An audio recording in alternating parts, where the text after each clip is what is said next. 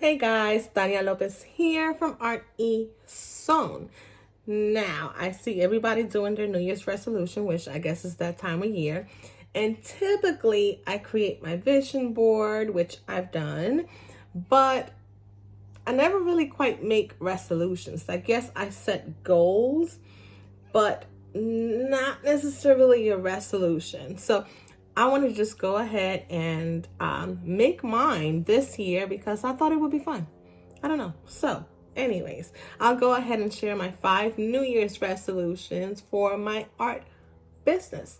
So let's get started. So I think this one is almost like everybody's or every artist's resolution is to paint more, right? But to me, that's just too broad because you probably already know that when you have your art business, sometimes actual painting tends to kind of wean off a little bit. So I've been painting a lot in 2022 as far as my crafts go, my charms and my wood crafts. But this year for 2023, I want to at least paint 3 to 5 acrylic paintings. And I know it sounds like it don't sound like much, but considering how 2022 has gone, that's a lot.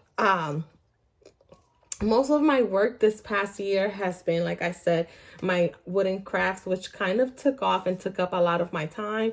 And then I've done some illustrations on my sketchbook, which I've done for my greeting cards or some of my digital files, but I haven't actually painted as much.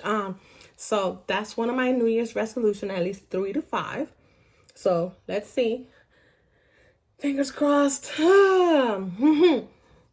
My second New Year's resolution is my YouTube, actually. So I think like this is one that I definitely try to work on every year, and it never pans out for multiple reasons. It doesn't pan out because I get caught up in other things, and I always have this as like on my back burner, right? Kind of like if I get to it, I get to it. Or if not, I always set this like high expectation of myself that I know in the back of my mind is not sustainable for my lifestyle. So what I will say for my new year is that I'm going to try or aim for 2 videos a month. If I get more, kudos. If not, I'm not going to beat myself up for it, but at least 2 consistent videos a month. I'm sorry guys, I know a lot of people out there, they do weekly videos, but to me it's just not the right thing for me to set up as a goal.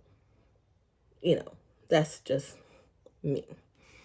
My third resolution is one of the things that I started doing is I restarted my blog on my website. I used to run it before, and the thing about it is, though, that when I did set it up before, I have this, I want to call it a bad habit, even though it sounds good. To me, it's a bad habit because I'm always trying to give to other people. And it's almost like, yes, I give to other people, but it's also a insecurity of mine that sometimes I feel like I may not deserve enough of the spotlight, so therefore I share it with other people, and I don't know. It's just a thing. It's just a thing for me. But anyways, before I used to do my blogs highlighting other artists, and although I do wish to make at least 1 or 2 where I do kind of, bring other people in, I want to go ahead and just create at least 10 blogs for the new year. My goal is actually at least once a month, but let's just be realistic because things happen. So at least 10 blogs. The blogs are actually important to me because I tend to work better when I sit down and write my thoughts out, and it allows me to kind of like break things down. So what I've actually been doing sometimes is that I write my blog, and that in turn gives me ideas for either a video for here or a content for another platform. It almost seems like a brainstorming process for me. When I see it in blog form, it just makes it easier. So I think I'm just going to go ahead and continue. Plus, my blogging is actually a great way for me to be able to work on those affiliate links that I've been trying to kind of get started. So yeah, so 10 blogs for the year of 2023.